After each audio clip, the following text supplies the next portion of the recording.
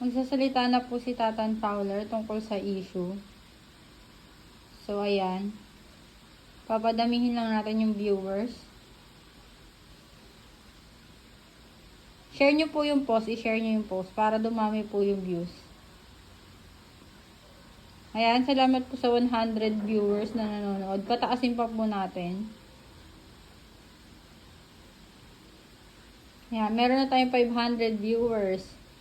Mga ano po, 2K viewers, pwede na po magsalita si Tatan. Share nyo po, i-share nyo po para mabilis po tayo makapagsalita, makapagbigay ng opinion para dun po sa issue. Ayan po, meron na tayong 1K viewers. Mag-shoutout ka naman muna bago habang hindi pa.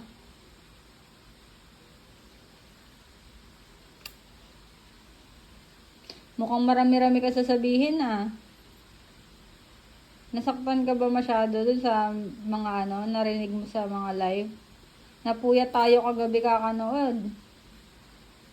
Ayan po, ang dami pong nag-live kagabi tungkol dun sa issue. Ngayon po, magsasalita na po si Tatan Fowler. Share nyo po, i-share nyo po.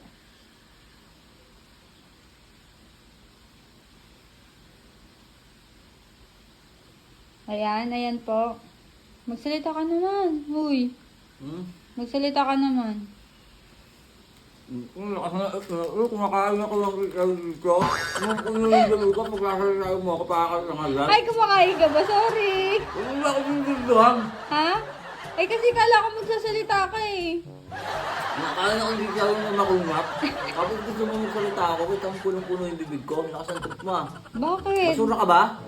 Hindi. Hindi pala eh. Wala man taong basura eh.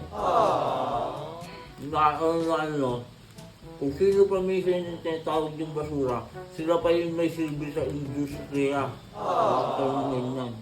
Tsaka di ba may pera sa basura? Ito na yan, kumakain yung tao dito. Di ba may pera sa basura? Di ba? Di ba? Di ba? Di ba? Sino pa yung basura, sino pa yung ginto. Oh, masarap ba yan? Sigur! Masarap ba yung chicharon? Kaya pala hindi ka makapagsalita. Ang sigur nga, kaya hindi ako magsalita ito. Huwag ako, ito nasasalitain pa ako.